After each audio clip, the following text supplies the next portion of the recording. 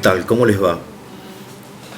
Vamos a continuar con la catequesis bautismal y si han visto los videos anteriores, se darán cuenta que la fe, lejos de responder a las preguntas que tenemos, abre otras preguntas que exigen de nosotros el pensamiento. La fe y el pensamiento no son ámbitos opuestos, al contrario, hay un pensamiento cristiano, hay una racionalidad cristiana, hay un intento de entender, de comprender, de explicar, y también hay situaciones en las que uno humildemente tiene que aceptar la propia ignorancia, los propios límites, ¿no? Digo porque en esta primera parte de este curso, nos hemos aproximado a 4 biografías, que son las biografías de Adán, de Noé, de Abraham y de Moisés.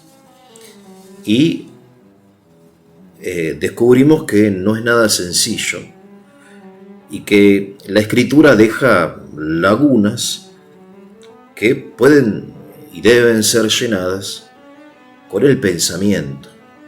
De modo que la última figura que vimos en el video anterior fue la figura de Abraham, y decíamos que, entre otras cosas, los santos padres alaban la obediencia de Abraham, la fe,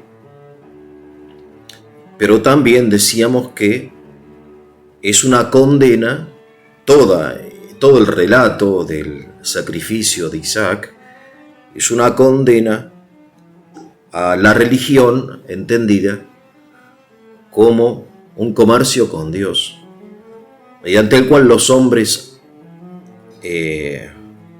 conquistan la benevolencia divina mediante sacrificios. Abraham se encuentra en un contexto de corrupción religiosa.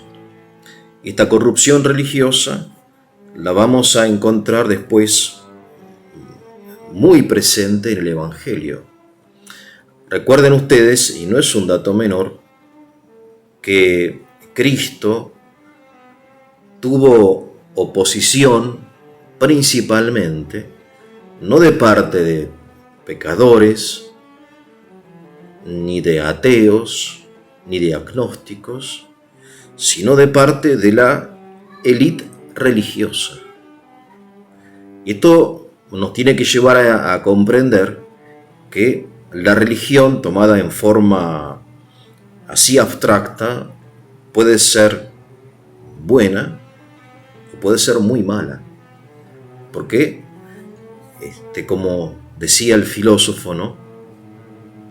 La corrupción de lo bueno es lo malo, la corrupción de lo óptimo es lo pésimo. De modo que la corrupción de la religión, que es lo óptimo en la existencia, o sea que trata de la relación con lo divino, la corrupción de la religión, lleva no solamente a lo malo, sino a lo pésimo, a saber, a la idea de los sacrificios humanos que encontramos lamentablemente en la historia de la humanidad, ¿no? Recuerdo que yo, siendo diácono, es una anécdota nada más, estaba en Perú trabajando en un barrio muy pobre, muy humilde, y iba a bendecir casas, y habitualmente o frecuentemente, me acuerdo de uno que me impresionó mucho, cuando ponían la piedra fundamental, además de llamar al cura, enterraban un feto de un animal del que tenían, ¿no? Aunque en general de la llama, y qué sé yo, porque la Pachamama es hambrienta, ¿no? Es generosa, pero también es hambrienta. Y entonces uno ve cómo estos dioses hambrientos de sangre humana aún se conservan en algún lugar de la mentalidad aún contemporánea, ¿no? Es interesante esto. A propósito de esto, les recomiendo leer el libro de René Girard, en general, a René Girard, pero el libro que trata específicamente de este tema es el libro titulado El Chivo Expiatorio. Y bien, vamos entonces a hacer un resumen de lo dicho, recordando siempre lo que decía San Ireneo de Lyon, gran santo. Hay en este canal también un video dedicado a la memoria de San Ireneo, gran santo. Decía, la gloria de Dios, decía él, es que el hombre viva, no que muera. La gloria de Dios es la vida del hombre. O sea, Dios se regocija, se alegra cuando ve que el hombre vive. Es una expresión extraordinaria y que va a la esencia del tema que estamos tratando, ¿no? Hay dos tipos de sacrificios. El sacrificio para obtener algo, sacrifico algo, una persona, una cosa, dinero, a otro, o el sacrificio de uno mismo, que se llama amor, ¿no? Dios es amor. El criterio de discernimiento, entonces, en la lectura de estos textos de la antigüedad, es precisamente el criterio cristiano. Dios es amor.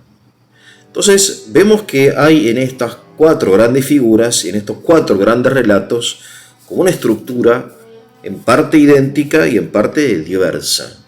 Lo tenemos a Adán y a un contexto. Lo tenemos a Noé y a un contexto. Lo tenemos a Abraham y a su contexto, y a Moisés y a su contexto. Vale decir que Dios se revela y construye la historia de la salvación mediante personas. Y mediante esas personas, que a su vez representan pueblos, pero que son principalmente personas, se realiza la historia de la salvación.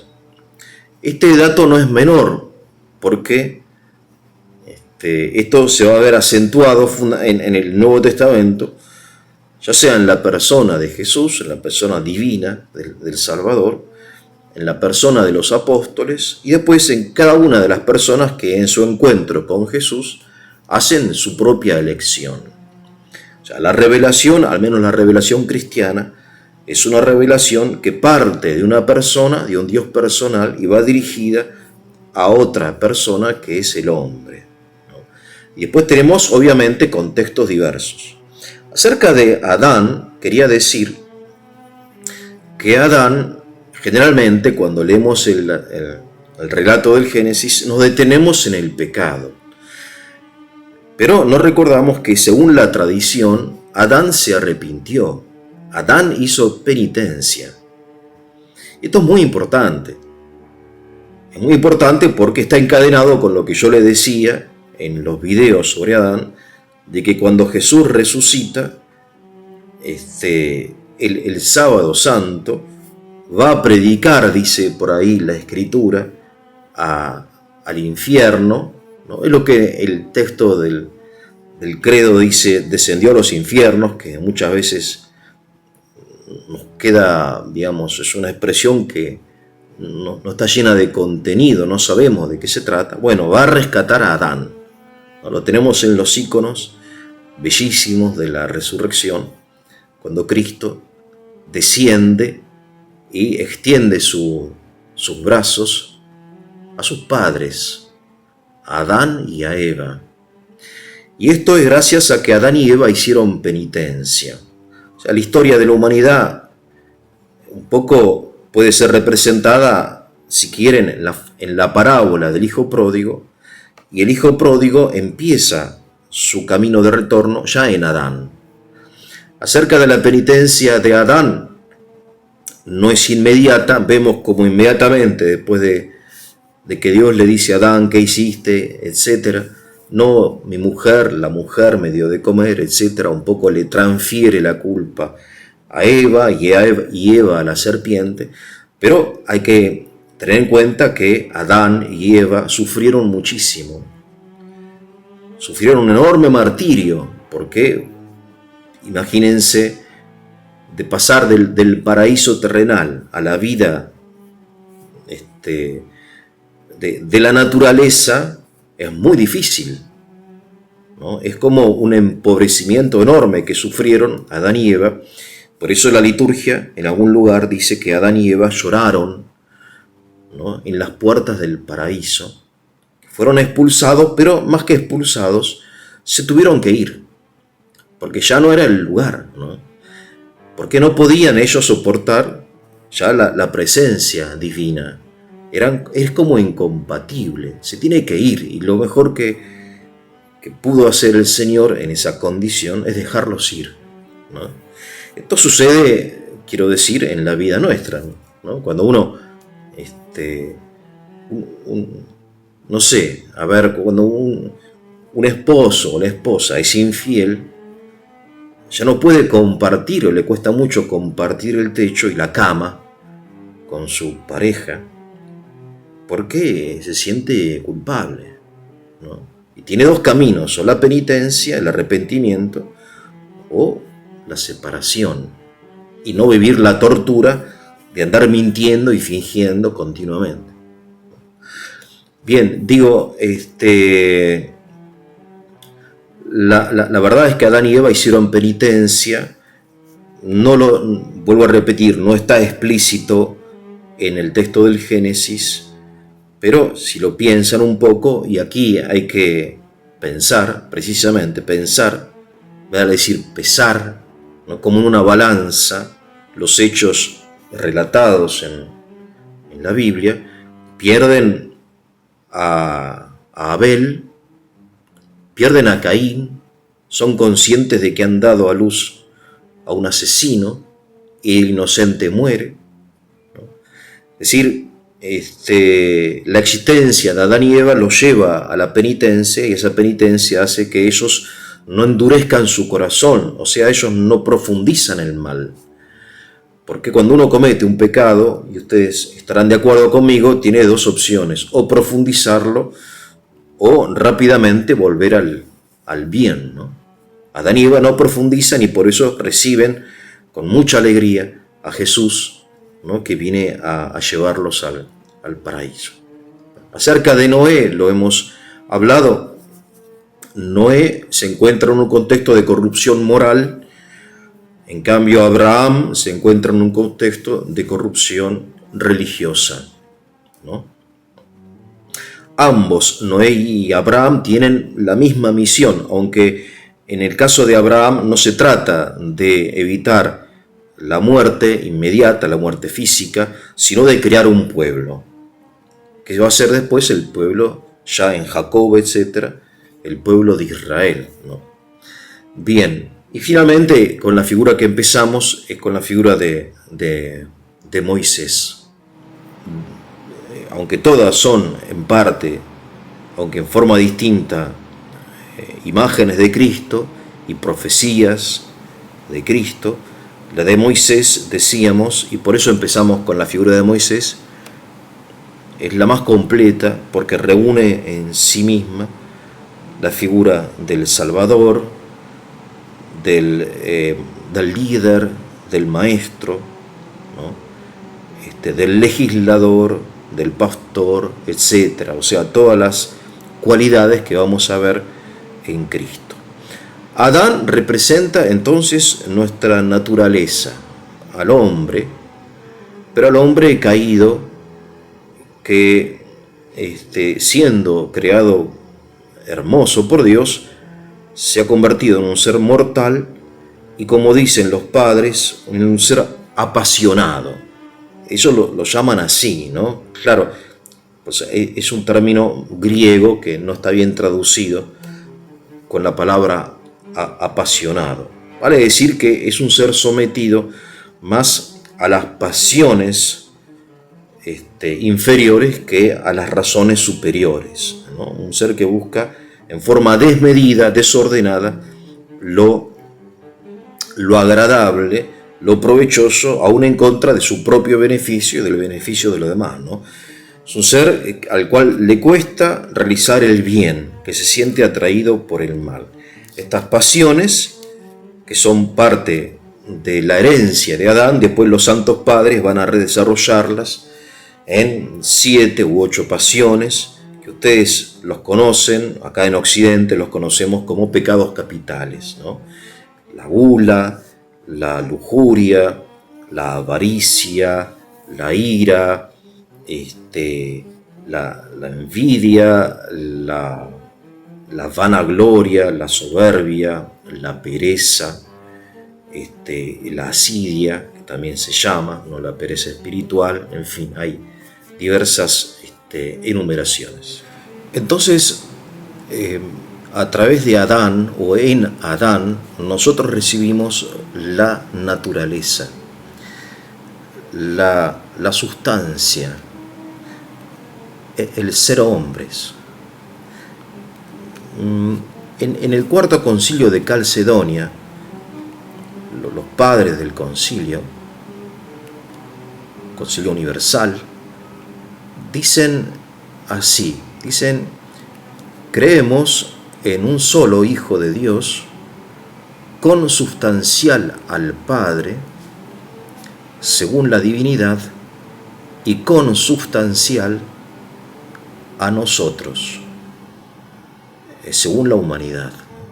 Digamos que, y esto es difícil de entenderlo, imposible diría yo, pero esto es lo que se llama el dogma de fe, ¿no? Son como estas grandes orientaciones que nos impiden desviarnos de la ortodoxia. Esta consubstancialidad con nosotros hace referencia a que la humanidad es, aunque está constituida por personas distintas, que pueden ser santos o canallas, es a su vez una única substancia, ¿no? Por eso, mientras que a través de Adán recibimos esta misma substancia, esta esencia, esta naturaleza, el ser hombres, ¿no? Que hace referencia a la unidad del género humano y a la fraternidad existente entre todos los hombres, ¿no? En Cristo nosotros recibimos, por el contrario, la gracia. San Efrén, el sirio, dice que Cristo lo que hizo en sí mismo y después en nosotros, mediante el bautismo, es expulsar lo demoníaco, restaurar lo humano e infundirle a lo humano lo divino. De modo que hay como 3 principios actuantes en la historia: lo demoníaco, lo satánico, la serpiente antigua, ¿no?, que dice la Escritura, después la naturaleza de Adán y después la gracia, que es la participación en la vida divina. Estos 3 principios, entonces, Cristo expulsó al primero, restauró al segundo y al segundo le infundió el tercero. Bien, de Abraham nosotros recibimos el culto, que es el culto al Dios verdadero, que es un culto que en el Antiguo Testamento sigue siendo culto de animales y sacrificios, como lo vemos en la ley mosaica, pero esto es más bien una concesión de Dios. No es que Dios le guste o se regocije o necesite sangre de animales o qué sé yo, sino es una concesión de Dios a la debilidad del hombre, ya que el hombre es un ser mimético, como enseña y muestra claramente René Girard. Lo que hace el pueblo de Israel es lo que hacemos nosotros, imitar, ¿no? Hace 40 años nadie tenía tatuajes en el cuerpo, era raro, solamente los marineros, ¿no? Se tatuaban, no sé, una sirena. Hoy todo el mundo anda con tatuajes. ¿Y por qué? Porque imitamos. Somos seres miméticos. Mimesis significa en griego imitación, ¿no? Entonces el pueblo de Israel imitaba y quería imitar a todos los pueblos que tenían sus cultos, con sus sacrificios, etcétera, pero obviamente Dios pone límite a esa mimesis, a esa corrupción, prohibiéndole el sacrificio de seres humanos. El sacrificio de Isaac hay que entenderlo entonces no como un acto mediante el cual Dios le manda a Abraham sacrificar a su hijo, sino como un proceso pedagógico mediante el cual Dios le muestra a Abraham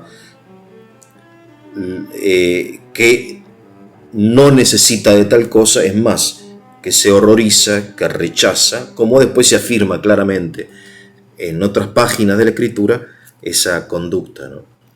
El sacrificio de Cristo, y aquí vemos la enorme diferencia entre estos ambos sacrificios, es un sacrificio de amor, no de interés, sino de amor, por amor. Bien, a través de Moisés decíamos, recibimos la ley, a través de Cristo la gracia, y finalmente Noé, para recordarlo nuevamente, la historia de Noé, la historia de la conservación del género humano. Noé se encuentra rodeado de una corrupción moral y se conserva el género humano no renovado por la gracia, sino en su naturaleza caída, mediante la construcción del arca. Bueno, les recomiendo, si les resulta útil, leer en este sentido en la carta a los Hebreos, capítulo 11, el himno así llamado de la fe o a la fe, donde el autor de la carta pasa revista a todas estas figuras y a otras, como Gedeón, como Sansón, como David, como Samuel, cómo ellos vencieron, triunfaron mediante la fe y